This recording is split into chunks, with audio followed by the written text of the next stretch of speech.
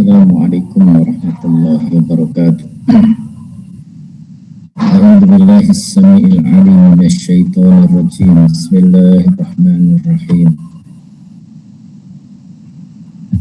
Alhamdulillahilladzi an'ama 'alaina bi ni'matil iman wal islam wa arsala rasulahu khairal anam. Allahumma shalli wa sallim wa barik wa karrim wa 'azzim ala nabiyyina wa khalidina wa qudwatina rasulillahi Muhammadin wa ala alihi wa ashabil kiram. Radina billahi rabba wa bil islami dinan wa Muhammadin sallallahu alaihi wasallam nabiyya wa rasulah. Rabbana zidna ilma wa rizqna fahma bi rahmatika ya arhamar rahimin.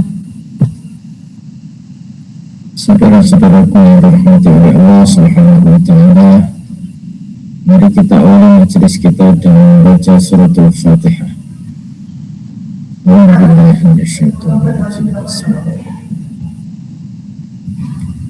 Alhamdulillahi rabbil alamin, ar-rahmanir rahim, maliki yaumiddin, iyyaka na'budu wa iyyaka nasta'in, ihdinas siratal mustaqim, siratal ladzina an'amta 'alaihim ghairil maghdubi 'alaihim waladdallin. Amin. Saudara-saudaraku yang dirahmati oleh Allah Subhanahu wa ta'ala, malam hari ini kita ngaji tentang duduk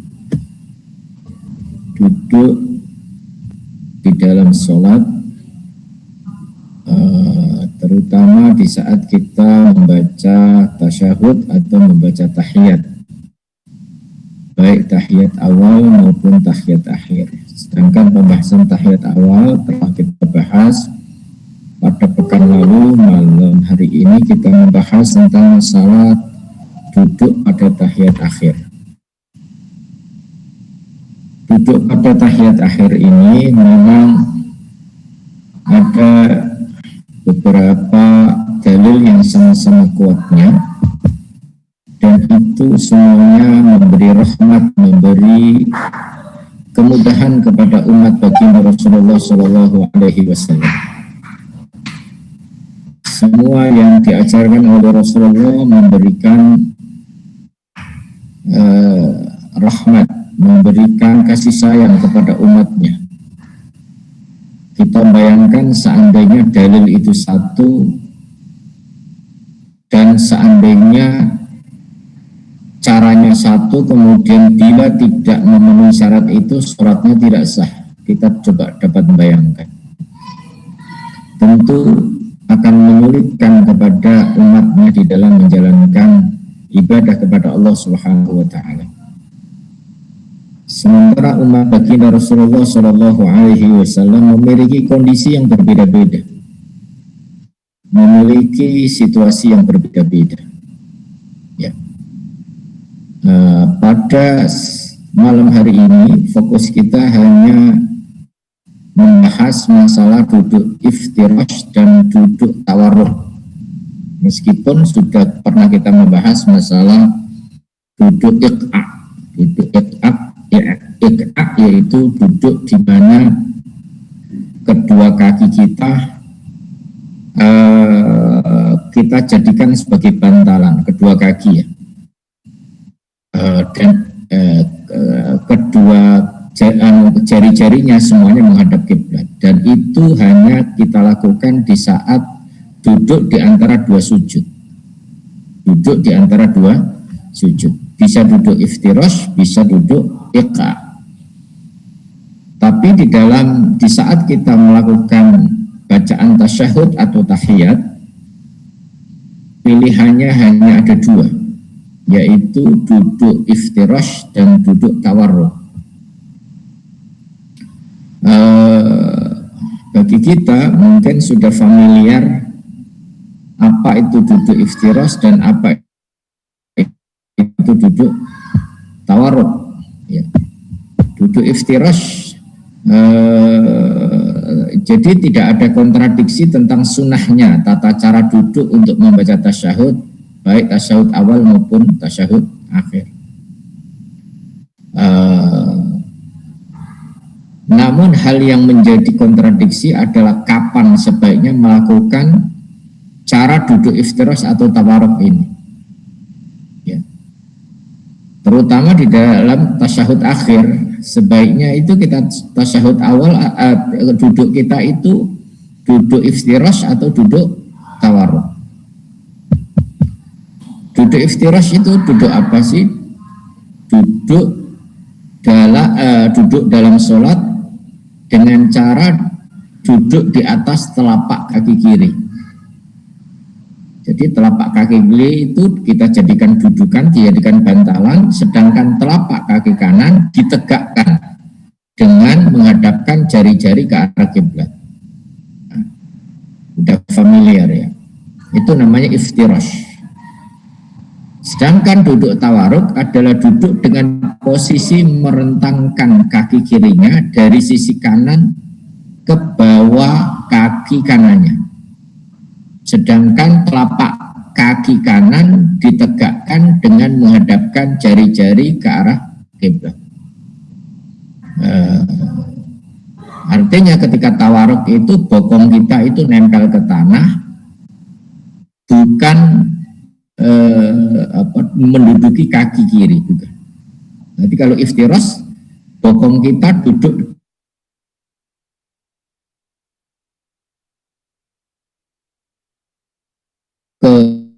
di kita itu nyelopok atau melingkung keluar menyeberang ke kaki kanan, dan posisi bokong kita menempel ke tanah, maka disebut tawarruk. Dari kata-kata warok itu berbokong, artinya bokong yang nempel ke tanah, itu tawarruk namanya. Pada kondisi ini, terutama di Indonesia, nanti jadi berbeda dengan kondisi ketika berada kita di Masjidil Haram misalkan ya. Kalau di Indonesia ini hampir kalau duduk tahiyat akhir itu hampir melakukan duduk tawarruk, bokong nempel ke tanah. Karena memang mayoritas di Indonesia adalah bermadzhab Syafi'i.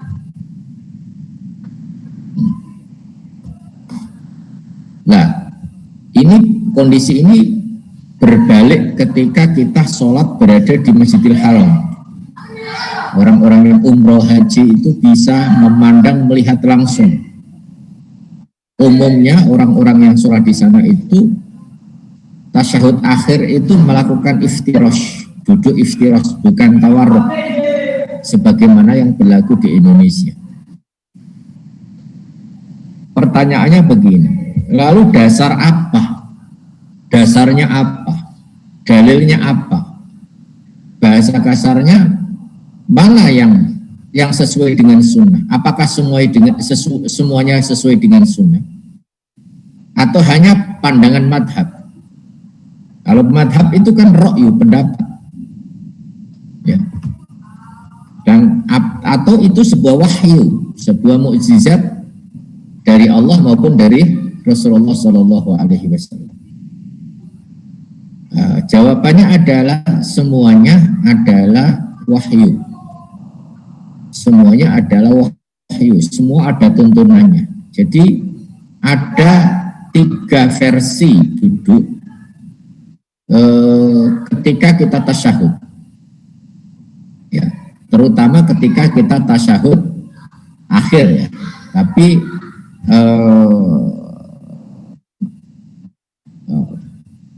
nanti ada yang tidak membedakan antara tasyahud awal maupun tasyahud akhir. Jadi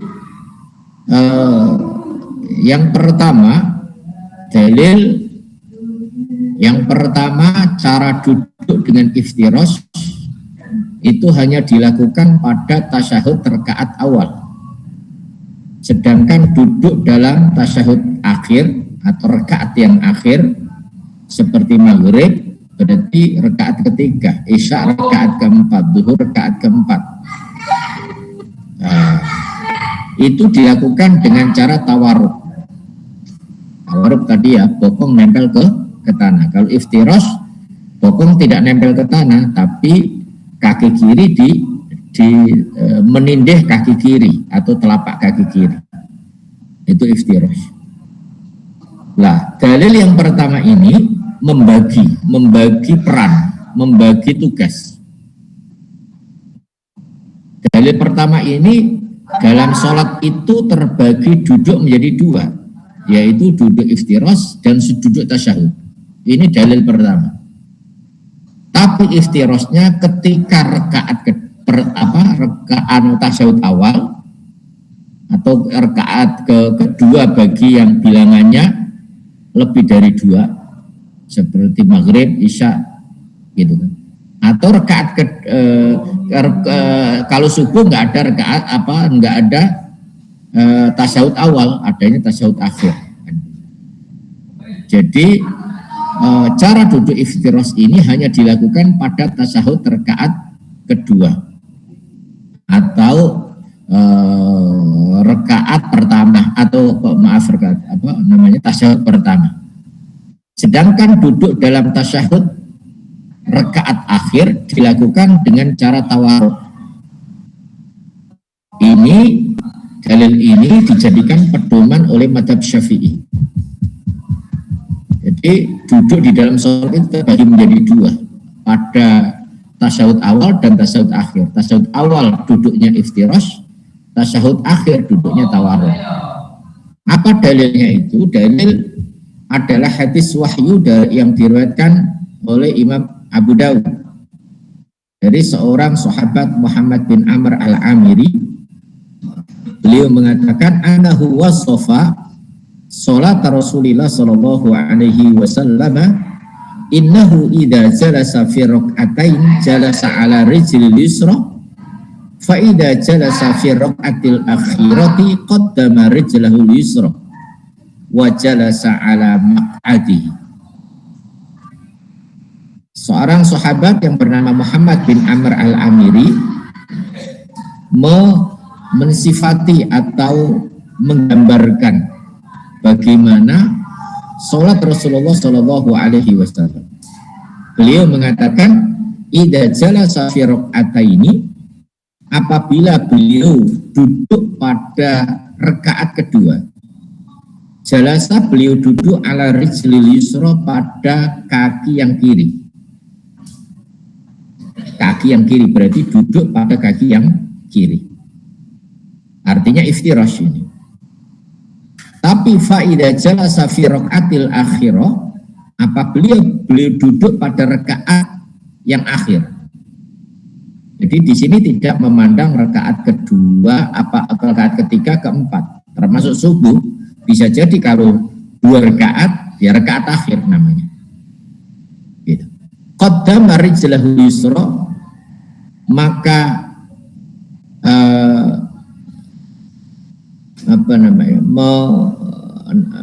menyelobokkan atau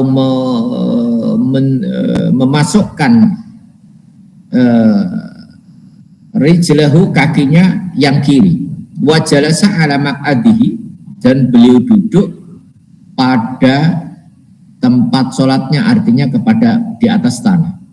Wa jalasa, dan beliau duduk ala maq'adihi, di atas tanahnya atau tempat duduknya, yaitu tanah di mana beliau sholat. Artinya menempel ke bokong, itu menempel ke tanah. Inilah yang dijadikan dasar. Jadi sifat pertama atau gambaran dalil yang pertama ini menggambarkan di mana Rasulullah Shallallahu Alaihi Wasallam dalam satu sholat itu membagi 2 duduk. Yang pertama duduk iftirash dilakukan pada rakaat pertama, rakaat tahiyat pertama, dan duduk tawarruk dilakukan pada tasyahud atau tahiyat terakhir.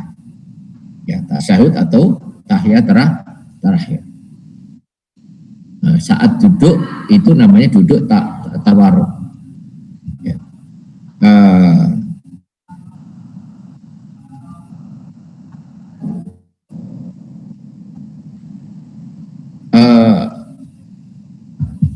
Hadis yang kedua, jadi versi yang kedua adalah mengatakan bahwa semua duduk dalam sholat, baik yang bilangannya 2 seperti sholat subuh, atau 3 maghrib, atau 4 rakaat, adalah dengan cara tawarruk. Semua tawarruk.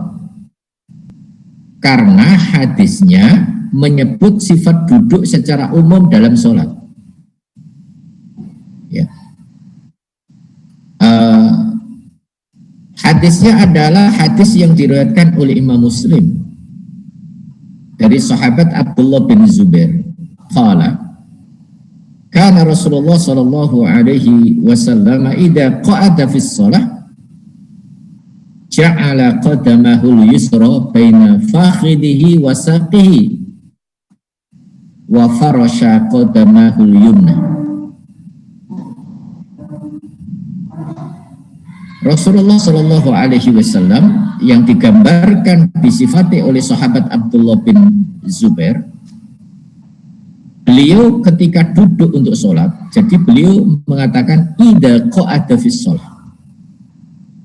Ini yang para ulama tidak dibedakan apakah rakaat kedua, ketiga, keempat, tidak dibedakan, semuanya sama. Idza qa'ada fis shalah, apabila duduk dalam salat. Ja'ala qadamahu al-yusra baina fakhidhihi wa saqihi. Beliau menjadikan kaki kirinya itu berada di antara paha dan betisnya, artinya di bawah paha dan betisnya kok belajar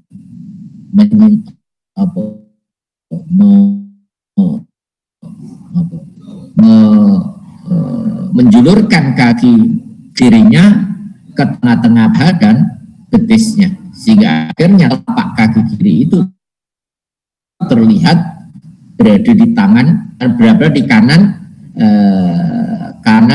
kaki kanan. Wa farasha qadamahu, dan beliau menegakkan daripada kaki al-yumna yang kanan, kaki kanannya ditegakkan.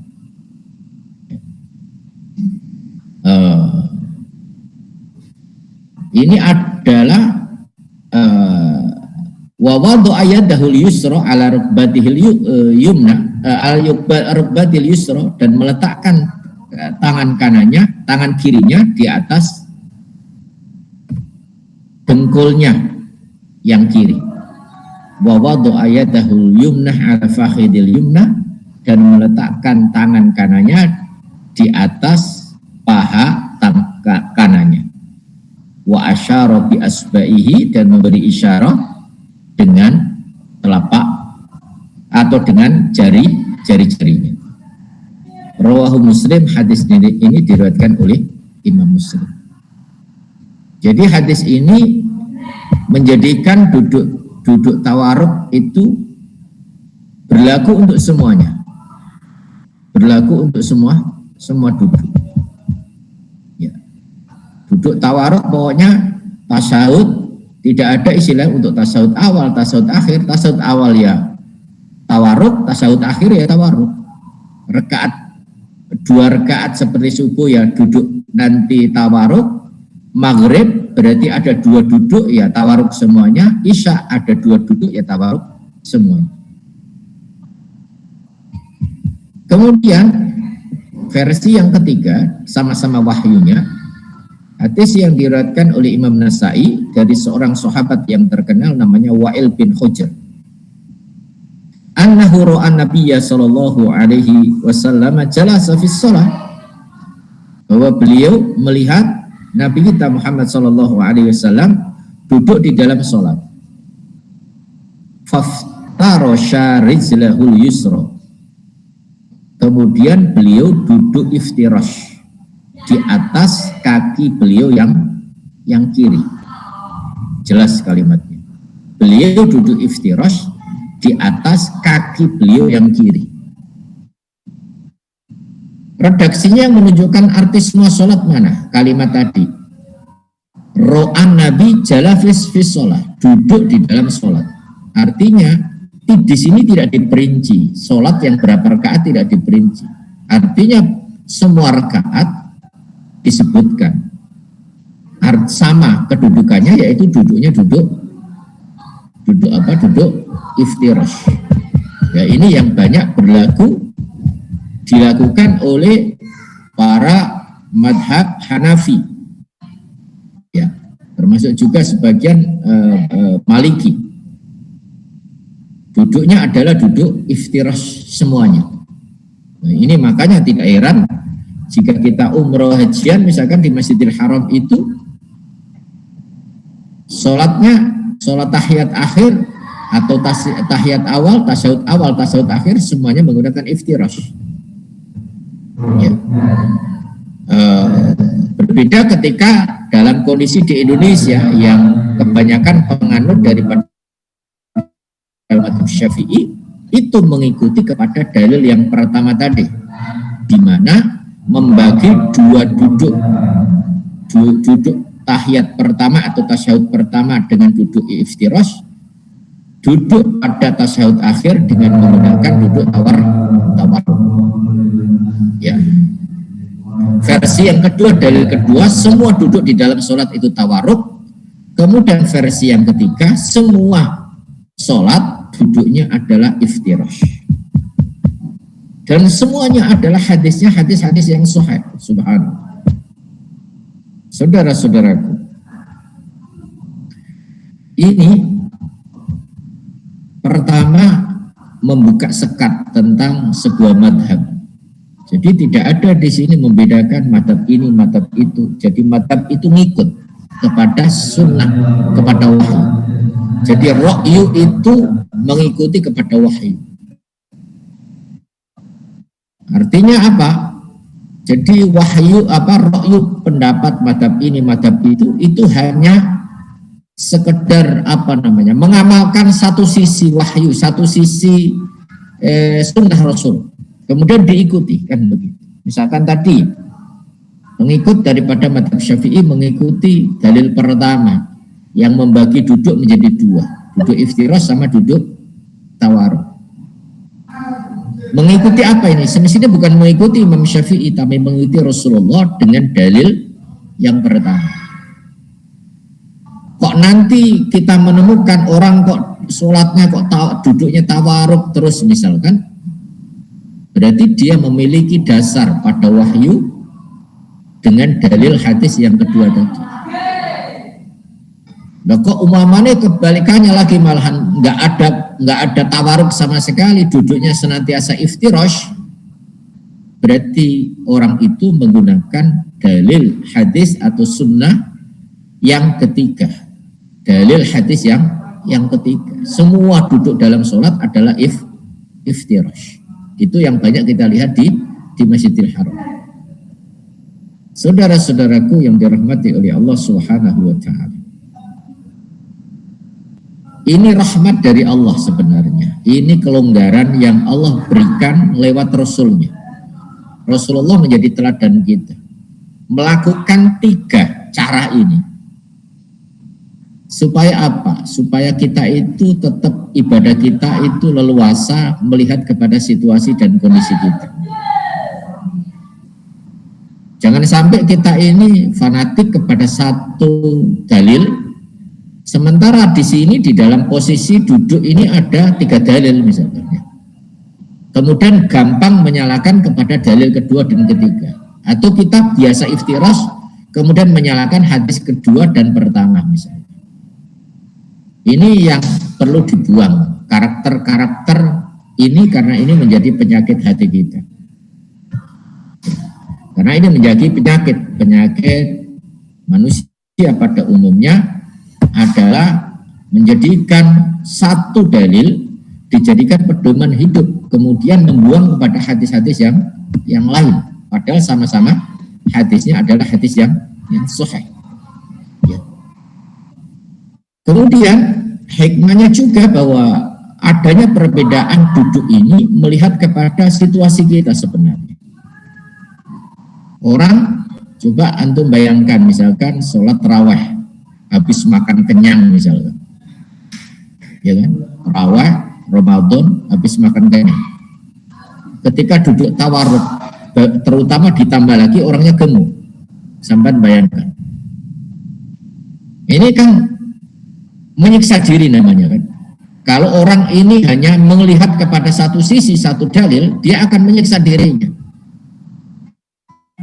Akhirnya apa yang terjadi? Ya, masih syukur alhamdulillah, dia masih bersusah payah meskipun tersiksa. Di sisi lain, orang-orang yang malas akhirnya, aduh aku kekenyangan, nanti nggak bisa duduk dan lain sebagainya. Akhirnya apa yang terjadi? Meninggalkan sholat. Ya kan? Dampaknya kepada kesana. Padahal ada dalil yang sama-sama kuatnya ketika kondisi kenyang atau kondisi orang-orang yang gemuk misalkan, bisa saja dia melakukan duduk iftirash saja supaya tidak menekuk perutnya, tidak tertekuk, bahasanya semacam itu. Dan ini adalah merupakan rahmat di dalam Islam yang diajarkan oleh baginda Rasulullah Shallallahu Alaihi Wasallam. Begitu juga misalkan ada orang yang kurus atau ada orang yang kepengen bahasa, yo niatnya ibadah tapi ada niat melangsingkan dalam dunia ilmu, senang katanya duduk tawaruk itu bisa melangsingkan perut katanya. Meskipun tidak ada niat begitu, akan tapi bisa jadi adalah bagian-bagian motivasi kita ketika duduk tawarruk. Karena ketika duduk tawarruk itu perut kita bisa menjadikan perut kita usus-usus kita yang sayup-janya kurang pas menjadi pas. Ini adalah bagian sebenarnya karena sholat, di dalam sholat itu kan banyak rahasia-rahasia kesehatan sebenarnya, termasuk duduk. Nah, duduknya Rasulullah ini dengan 3 cara tadi menjadi kelonggaran bagi umatnya dalam situasi apapun. Ini bukan dalam kondisi darurat ya, tidak darurat nggak apa-apa. Kalau kondisi darurat kan duduk boleh apa saja, jangankan tidak iftirash, ya kan? Tidur pun diperbolehkan, di atas kursi pun juga diperbolehkan. Nah, bahkan sholat di atas kursi saja sekarang itu masih jarang, kan? Karena apa? Orang di tengah-tengah kita itu ada yang gengsi, yang malu bahasanya. Sholat daripada pakai kursi, kemudian mendingan nggak sholat atau sholat di rumah aja, dijadikan udzur misalnya. Ini kan alasan-alasan yang malah justru tidak sesuai dengan sunnah. Ya, jangan kami kita tetap belum bisa jalan ke masjid. Cuma ada orang-orang tertentu ketika duduk itu tidak bisa, duduk iftirash nggak bisa, duduk tawarruk nggak bisa, akhirnya duduknya di atas kursi. Ya, ini juga sebenarnya perlu kita sosialisasikan di tengah-tengah kita agar supaya cara-cara begini ini meskipun ini di kondisi darurat ya, darurat, tapi nggak ada masalahnya. Supaya apa? Supaya kita ini orang-orang yang punya kondisi darurat begini, termasuk juga kita kalau menjadi pengurus masjid musola, sebaiknya menyediakan itu kursi-kursi tempat duduk begitu bagi orang-orang yang tidak mampu untuk duduk, baik duduk tasyahud awal atau akhir, untuk duduk iftirash maupun duduk tawarruk. Lah yang kita ceritakan tadi itu 3 versi dalil. Pertama tadi satu sholat itu 2 dudukan, tasyahud awal dengan cara duduk iftirash tasyahud akhir dengan duduk tawarruk.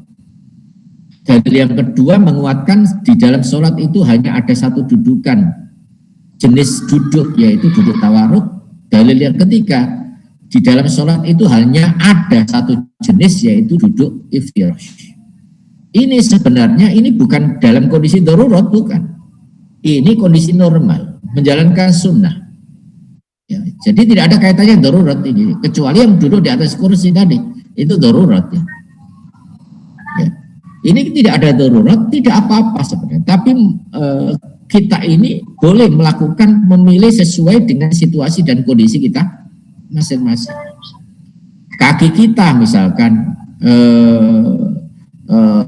jempolan kanan misalkan, kalau kita duduk iftirash nggak nyaman, ya duduk tawarruk, kan begitu. Itu juga sebenarnya masuk kepada darurat. Nah, karena ada kata-kata sakit. Nah sekarang ini memilih yang mana istilahnya. Ada pilihan ini semuanya dalil yang sahih. Duduk iftirash, duduk tawarruk, atau menggabungkan iftirash dan tawarruk apabila sholatnya ada dua kali tasyahud. Seperti maghrib, isya, zuhur, asar.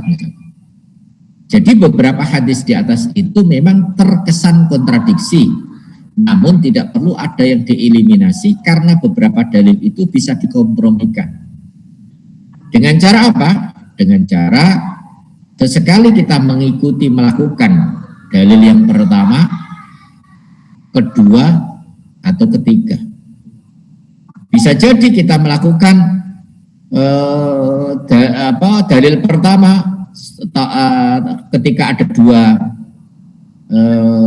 tasyahud, dua tahiyat, atau dua duduk pertama iftirash, dua duduk kedua tawarruk. Ini pun juga sebenarnya kondisi tawarruk itu juga melihat kepada lingkungan kita. Kalau di Indonesia ini kan kebanyakan kurang memperhatikan kepada soft ya, atau kerapatan soft yang saya maksud itu. Sehingga akhirnya kalau kita duduk tawarruk itu tidak mengganggu kepada orang sebelah kiri kita. Karena apa? Karena jaraknya masih ada. Coba tambahan bayangkan misalkan atau setidaknya ketika seragam duduknya tawarruk semuanya mungkin nyaman. Tapi ketika yang satu duduk iftirash, yang satu duduk tawarruk. Nah ini nanti yang duduk tawarruk itu merasa tidak nyaman karena bersandar kepada orang yang duduk iftirash. Dan yang duduk iftirash juga merasa kurang nyaman seolah-olah disandari oleh orang yang duduk tawarruk. Ya, begitu. Nah, ini kan bisa juga kita melakukan bagaimana cara melakukan ini, padahal ini semuanya sunnah Nabi yang pernah dilakukan oleh Rasulullah. Ketiga-tiganya ini, ketiga cara ini. Ya kita membagi, karena kita ada sholat sunnah, ada sholat fardu. Dan begitu. Terutama di dalam sholat-sholat sunnah melihat kepada situasi yang nyaman bagi kita. Dan di samping nyaman juga mengikuti kepada sunnah. Sesekali kita melakukan iftirash, sesekali melakukan tawarruk. Dan jika sholat-sholatnya adalah sholat jumlah banyak seperti tarawih, ya, tawarruk bagi orang-orang yang gemuk terlalu memaksakan diri. Ya, oleh karena itu ini juga bisa dilakukan dengan cara iftirash supaya nyaman. Meskipun misalkan bagi beberapa orang yang ada melakukan sholat tarawihnya baik 2 rakaat sekali salam maupun 4 rakaat sekali salam, boleh duduk iftirash atau boleh duduk tawarruk, begitu. Jadi melihat kondisi tubuh dan kesehatan orang yang gemuk tidak nyaman dalam duduk tawarruk, sebaiknya juga dalam duduk iftirash, baik dalam tasyahud awal maupun dalam tasyahud akhir. Jadi ini semuanya adalah kelonggaran. Ini adalah sholat, meskipun sholat itu berhadapan dengan Allah, tapi kita diberikan fleksibilitas, kondisional, situasi yang nyaman buat kita. Karena Jangan sampai kita mengikuti satu sisi, tapi nyaman itu keterkaitan dengan apa sih? Nyaman di dalam sholat itu kan keterkaitan masalah khusyuk.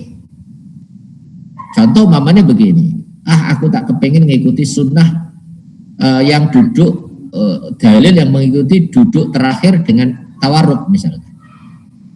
Tapi akhirnya kita tidak nyaman, bacaan kita akhirnya yang seharusnya panjang menjadi pendek. Yang akhirnya bacaannya sedang menjadi cepat-cepat.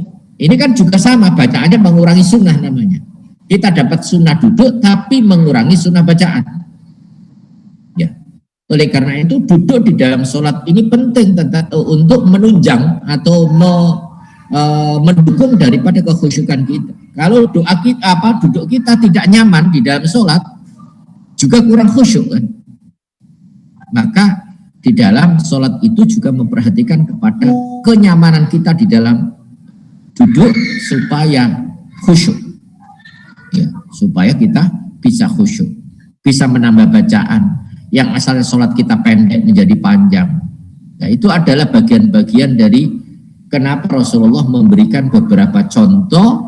Tidak hanya saja satu sifat sholat Rasulullah, duduk Rasulullah, tapi sampai kepada ada 3 jenis duduk di dalam sholat itu. Dan ini semuanya adalah kemudahan untuk umat Rasulullah Shallallahu Alaihi Wasallam agar supaya menyelesaikan diri. Dan ini tentu juga membuang hal-hal yang menjadikan terlalu kaku dalam hidup kita. Dan juga membuka takbir bagi kita tidak gumunan. Karena biasanya misalkan ada orang belum pernah umroh, belum pernah haji di Indonesia, biasanya duduknya 2 jenis, dua jenis duduk. Misalkan maghrib atau 3 rakaat, yang 4 rakaat itu kan yang rakaat tahiyat pertama duduknya iftiros, syahud akhir duduknya tawarruk. Begitu umroh mereka kebanyakan duduk tasyahud akhir itu iftiros semuanya, bingung kok begini ya, kok begini. Jadi akhirnya kebiasaan ini karena belum pernah dengar, akhirnya menjadi penyakit hati, bisa menyalahkan. Kalau bertanya masih mendingan, kalau tidak tanya, maka bisa jadi menjadi penyakit hati, bisa menjadi menyalahkan pihak lain, bisa menganggap pihak lain itu salah, keblinger, sesat dan lain sebagainya. Ya. Jadi semakin kita mengenal kepada sunnah-sunnah, maka sebenarnya kita tambah longgar pemikiran kita, bukan tambah sempit. Dan di samping itu penyakit-penyakit hati yang asalnya fanatik menjadi tidak fanatik, yang asalnya suudon menjadi tidak suudon. Ini adalah hikmah dibalik adanya tata cara yang begitu banyak yang diajarkan oleh Rasulullah Shallallahu Alaihi Wasallam. Ya, semoga bermanfaat, insya Allah. Semoga Allah Subhanahu Wa Taala membimbing kita, meluruskan niat kita, dan semoga Allah menerima amal ibadah kita. Kita tutup dengan doa kafaratul majlis. Subhanakallahumma bihamdik, asyhadu an la ilaha illa anta, astaghfiruka wa atubu ilaik. Walhamdulillahi rabbil alamin. Wallahul musta'an wa alaikum. Wassalamualaikum warahmatullahi wabarakatuh.